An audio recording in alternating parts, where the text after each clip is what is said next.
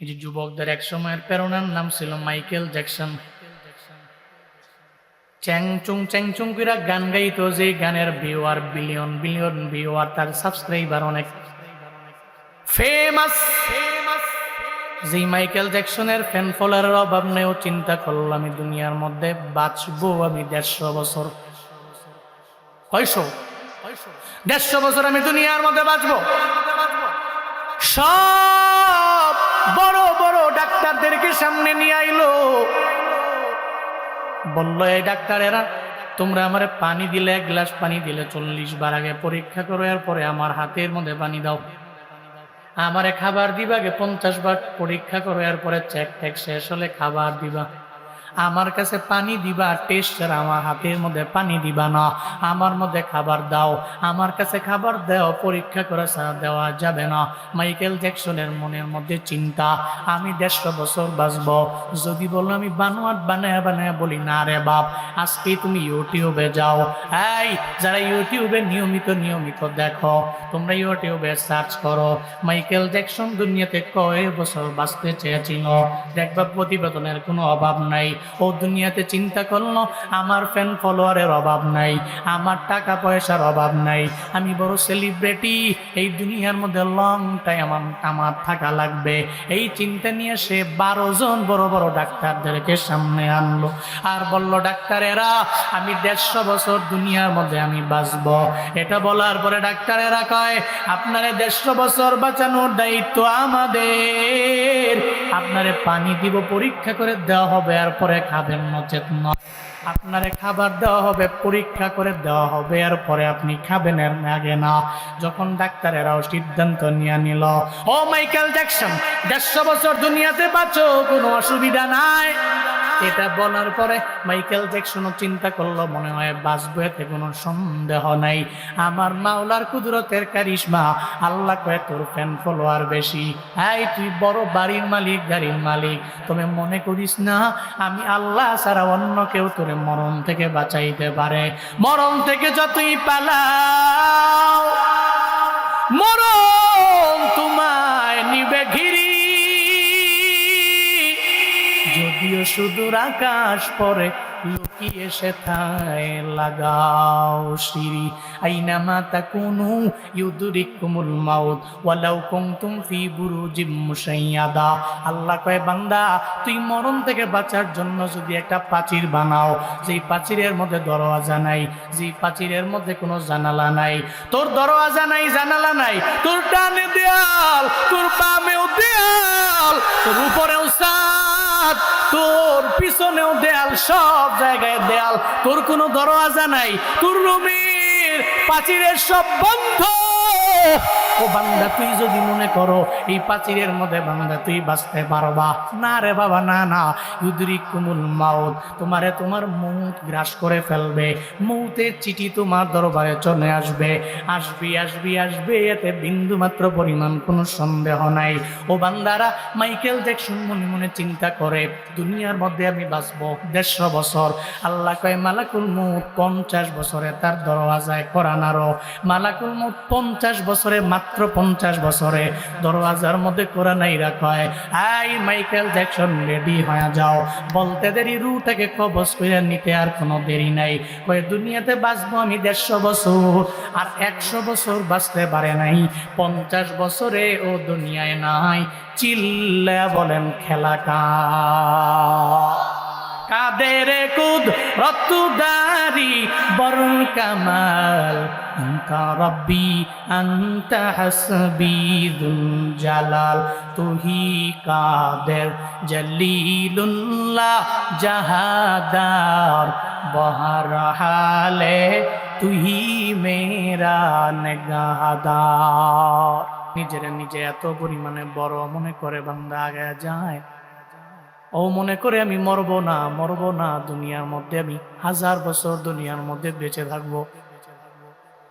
Guarantee আপনার বাবায় দিতে পারবে না, মায়ে দিতে পারবে না, দাদায় দিতে পারবে না, দাদি দিতে পারবে না, আপনার কবিরাজ দিতে পারবে না, ডাক্তার দিতে পারবে না, কেউ গ্যারান্টি দিতে পারবে। ওয়ালিকুল্লি উম্মাতিন নাজাল فإذا جاء أجلهم لا يستأخرون ساعة ولا يستقدمون। আল্লাহ কয় প্রত্যেকটা উম্মতের জন্য আমি আল্লাহ একটা নির্ধারিত টাইম রাখলাম, যখন আসবে জীবনেও কোনোদিন বান্দার ডাক্তার বান্দারা রাখতে পারবে পারবে বান্দা থাকতে পারবে না। আল্লাহ কয় প্রত্যেকটা উম্মতের জন্য আমি আল্লাহ নির্ধারিত টাইম রাখলাম। ওই সময়টা যখন চলে আসবে বান্দারে আমি আল্লাহ উঠে নিয়ে চলে যাব, মালাকুল মউত তার দরওয়াজার সামনে এসে কোরআন আর বেও বাঁচতে পারবে। বিশ্বজয়ী একজন হাফেজ সাইফুর রহমান তো কি আপনারা দেখলেন ভিডিওর মধ্যে, টানা 1 মাস লাগাইয়া সে যে এই আইসিইউর মধ্যে ছিল, মরণের সাথে কেমন যেন পাঞ্জা লাগলো, এমন একটা হালাত, মরে যাবে ভাব। পুরা দেশের মানুষেরা ওর জন্য রবের দরবারে দোয়া করলো, ও আল্লাহ যার তিলাওয়াত এত মধুময় হওয়ার কারণে বিশ্বজয় করে বাংলাদেশের সুনাম বিশ্বের মধ্যে যে উড্ডীন করলো, তার তিলাওয়াতে এত মায়া, এই মানুষটারে তুমি নিয়ে যেও না, এই মানুষটার হায়াতে তুমি বরকত বানায়া দাও। ওর জন্য রবের দরবারে বাংলাদেশের বড় বড় উলামারা দোয়া করলো, কত মাদ্রাসার তুলাবে ইলমের দ্বীনেরা দোয়া করলো, কত মাদ্রাসার হুফাজারাও দোয়া করলো। আল্লাহ কয় এই ওর তো হায়াতের বেলা শেষ হয়ে গেল, আমি আল্লাহ হাত দিব না, তোরা যতই যেই বলো চেষ্টা করো আইসিইউর মধ্যে রাখো, থাকতে পারবে না। এই যে আজকেই তো আল্লাহরই বান্দা দুনিয়া থেকে বিদায় নিয়ে চলে গেল, তারে বাইতুল মুকাররমের মধ্যে তার জানাজাও সম্পন্ন হয়ে গেল। মুরাদনগরে তার বাড়ি, তার লাশ পর্যন্ত মুরাদনগরের জমিনে চলে আসলো, হয়তো এতক্ষণে দাফন কার্যটাও সম্পাদন হয়ে গেল। এরপরে আর তার নাম বিশ্বজয়ী হাফেজ তকি না, এখন থেকে তার নাম বলবে তকির লাশ। এই তকির লাশটারে কবরের মধ্যে রাইখা দাও, মাটির নিচে দাফন করে সবাই চলে যাবে। ওই কবরের মধ্যে দরওয়াজা নাই, জানালা নাই, কিচ্ছু নাই, ওর বন্ধু বান্ধবেরাও যাবে না, যারা ওনার তিলাওয়াত শুনতো একজন ওই কবরের মধ্যে যাবে না। ও বান্দারা, তার মা যাবে না, বাবা যাবে না, কেউ যাবে না, ওই কবরেও একা। যেই কবরের দরওয়াজা নাই, যেই কবরের জানালা নাই, যেই কবরের ডানে বামে সামনে পেছনে অন্ধকারের কোনো অভাব নাই, এই যে কবরের মধ্যে গেল, ওর তো দেখার মতো কেউ নাই, আছে আমার আল্লাহ। যদি কবরে 3টে সওয়ালের জবাব দিতে পারে তাহলে কপাল খুলে গেল, কবর জান্নাতের বাগান হয়ে যাবে। আর যদি জবাব না দিতে পারে তাহলে কবর হয়ে যাবে জাহান্নামের গর্ত।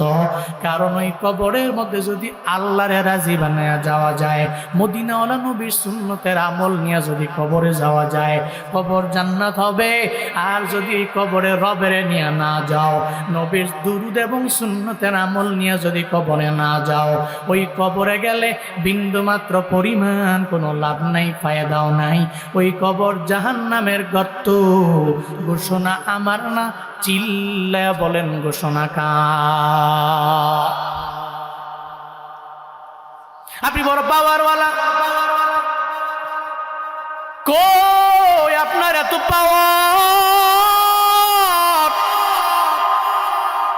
এত পাওয়ার আপনার, যেই কবরের মধ্যে কোনো পাওয়ার নেই। কবরের মধ্যে পাওয়ার হলো আমলের পাওয়ার, নামাজের পাওয়ার, রোজার পাওয়ার, আমলের পাওয়ার। ওই কবরের মধ্যে নামাজের পাওয়ার, রোজার পাওয়ার, আমলের পাওয়ার। হযরতে ফাতেমার ব্যাপারে জানিয়ে দিল কবরে। হাই, যেই ফাতেমারে আমরা চিনি না, কয় নবীজির মেয়ে, কয় না চিনি না, কয় হাসান হুসাইনের মা, কয় চিনি না, কয় ফাতেমা তো সাইয়্যিদাতু নিসাই আহলিল জান্নাহ, জান্নাতি যত নারী আছে সব নারীদের সর্দানিনী হবে উনি। কবর কেউ ধরে চিনি না, কয় তাহলে কি চিনো? কয় চিনি আমি আমল, কয় চিনি আমি তার নামাজ, আমি চিনি তার রোজা, আমি চিনি তার নেক আমল।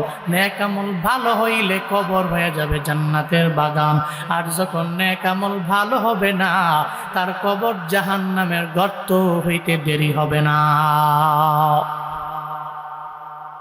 ওই কবরের মধ্যে কোনো পাওয়ার চলে না। এই জন্য মুমিন বান্দার পুরো লাইফে সে অহংকার করতে পারে না। অহংকার তো করতে পারে একজন, চিল্লা বলেন তার নাম। কে করতে পারে? যেই মানুষের মরণের কোনো গ্যারান্টি নাই, মানুষ তাকাব্বুরি করে কেমন? আপনি মাহফিল থেকে শেষ করে বাড়ি যে ফজরের নামাজ পইরা ঠান্ডা মাথায় বাজারে গিয়া বাজার কইরা খাইতে পারবেন, এই ব্যাপারে গ্যারান্টি আছে? আছে নাকি? আল্লাহ কই বান্দা তোর এত পাওয়ার, তোর এত পরিমাণে ক্ষমতা, তোর এই পাওয়ার আমি রবের দরবারে কিছুই না। ও বান্দা তুই যদি মনে করি পাওয়ারের মধ্যে আমি আল্লাহর সাথেও দেখানোর জন্য তুই সামনে দাঁড়িয়ে যাবা, মনে রাখবারে বান্দা তোমার তো পাওয়ার নাই, মরণের গ্যারান্টিও নাই। কোন জায়গায় পরে হাতটা ভেঙে গেল তুমি জানো না, কোন জায়গায় পরে তোমার পা ভেঙে যাবে তুমি জানো না। এরপরে আশরাফুল মাখলুকাত কেন বুঝে না? এরপরেও কেন রবের গুণকীর্তন করে না? এরপরেও কেন রবের উপরে তাওয়াক্কুল করে মাখলুকাতেরা চলে না? ও বান্দা বলেন না দুনিয়ার সবচেয়ে বড় বড় অহংকারী ছিল ইবলিস, কিন্তু ইবলিসের অবস্থা তো ভালো হয় নাই। হ্যাঁ, ইবলিস দুনিয়া থেকে ইবলিস যে এই যে এমন হালাতে পৌঁছে গেল, তার যে এত ইলিম এত আমল, এরপর ইবলিসের দাম রবের দরবারে আছে? আছে? যে ইবলিসের দাম রবের দরবারে নাই? পুরো দুনিয়ার এমন কোনো জায়গা নাই যেই জায়গার মধ্যে ইবলিসের কপাল লাগে নাই, সেজদা লাগে নাই, সব জায়গায় লাগাইল। ও বান্দারা, এরপর ইবলিসের বিন্দুমাত্র পরিমাণ দাম রবের দরবারে নাই। কয় কেন? নিজের অহংকারী মনে করলো, তাকাব্বুরি ভাব নিয়ে নিয়ে মনে করলো আনা আনা খায়রুম মিন, আমি আদমের চাইতে দামি, আমি আদমের চাইতে উত্তম। আল্লাহ তারে বলল মা মানাকা আল্লাহ তাসজুদা ইযা মারত।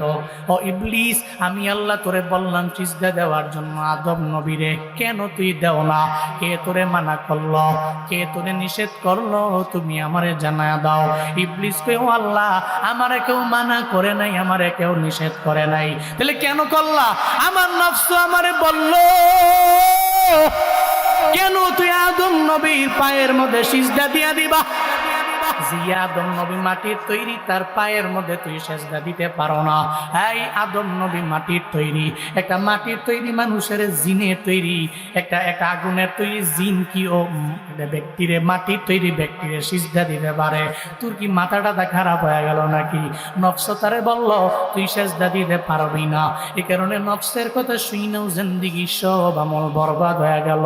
ও বান্দা, আপনিও দেখবেন আপনি 3টা পর্যন্ত 4টা পর্যন্ত মোবাইল চালাইয়া, এরপরে আপনার নফস বলবে, চোখ বলবে তুই ঘুমাইয়া যাও।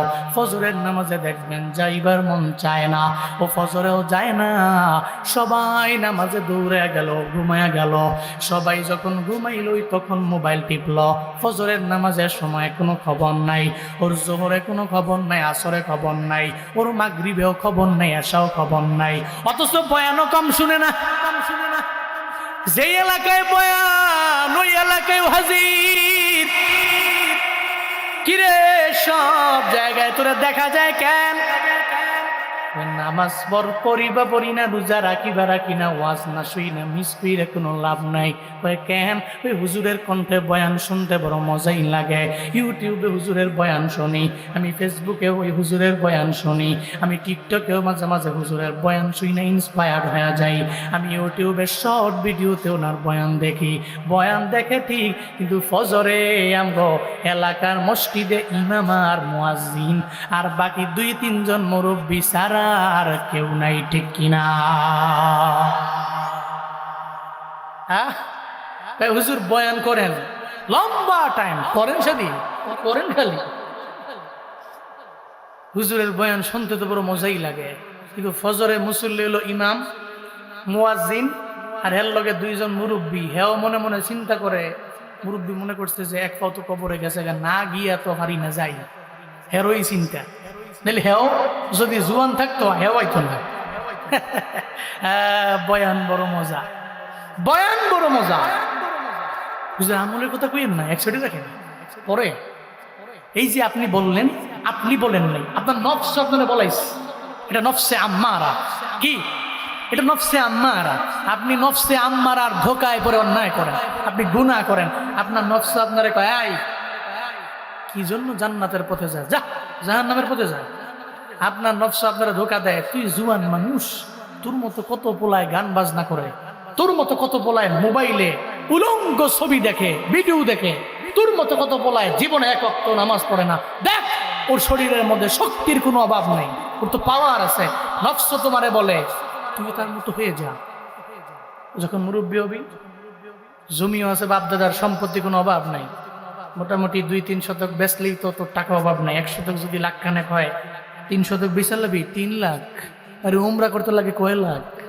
মোটামুটি বয়সটা যখন ঘনে আইব, নফস আপনারা ধোকা দিচ্ছে, বয়সটা যখন মোটামুটি ঘনে আইব, দৌড় দিবি, এক ট্রাভেলসের লোক দইরা যাবি মক্কা মদিনায়, মনে গিয়া বাইতুল্লাহর কালো গিলাপ দইরা কান্নাকাটি কইরা মাফ টাফ চাইয়া একটা 3টা তুফ কিনবি বাইতুল্লাহর ক্লক টাওয়ারের নিচ থেকে 90 রিয়াল দিয়া 3টা, 3 নং 27 270 রিয়াল দিয়া 3টা তুফ কিনবি।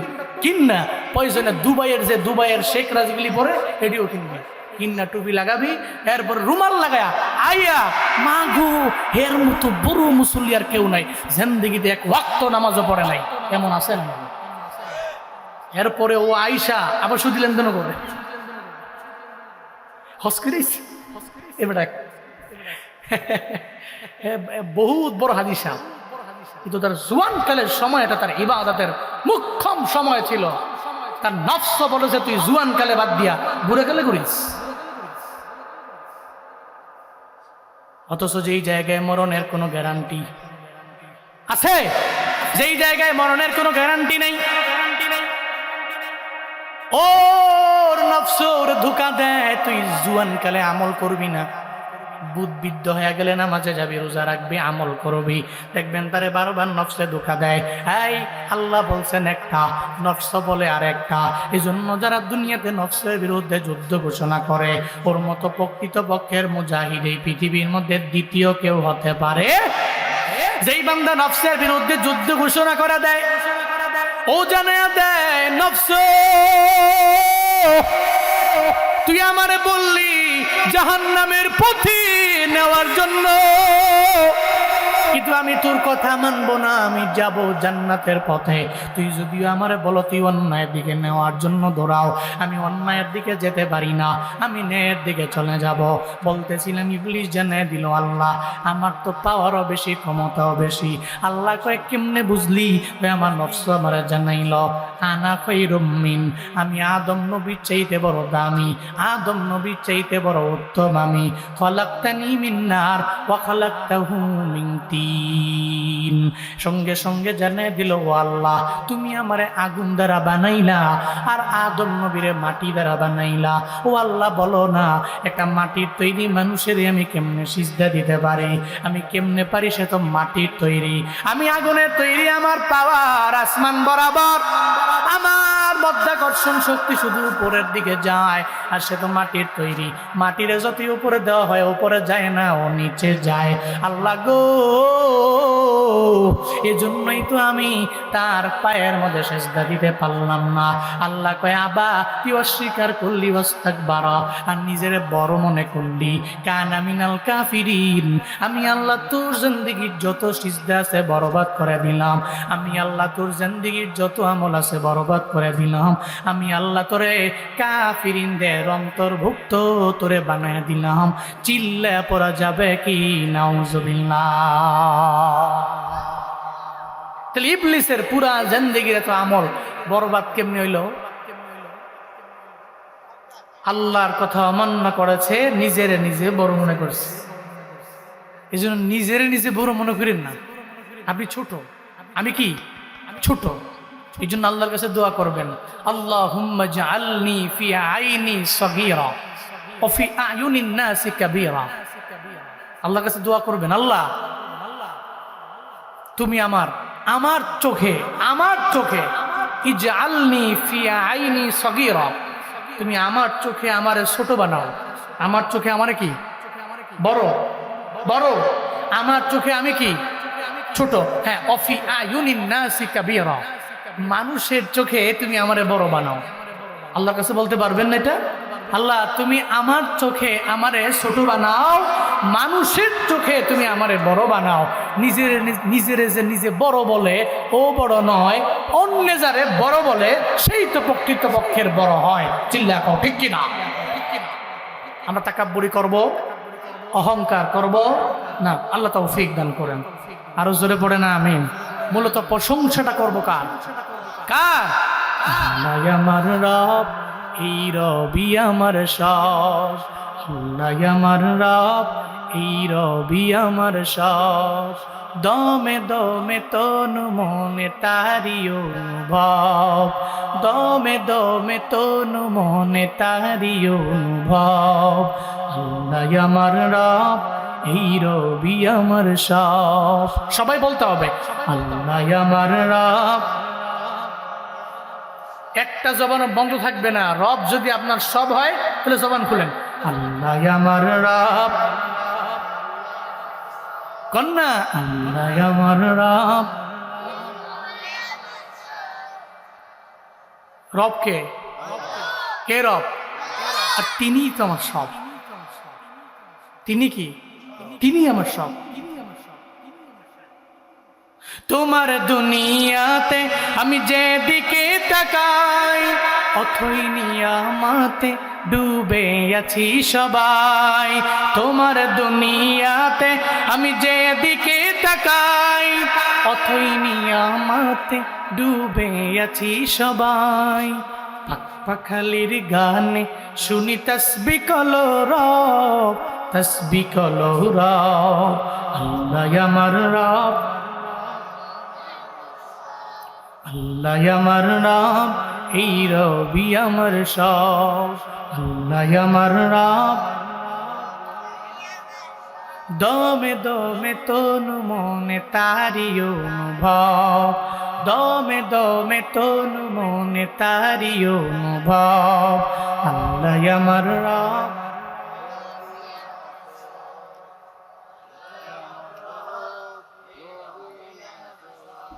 রব আমার সব। জন্য মৃত্যু পর্যন্ত নিয়ত করবো, আমি তাকাব্বুরি করব না। উনি আমার সব, আমি ওনার প্রশংসায় নিজের ভাষায় দেব। রাজি আছি তো ইনশাআল্লাহ? আল্লাহ তৌফিক দান করেন। সকলে বলি আমিন।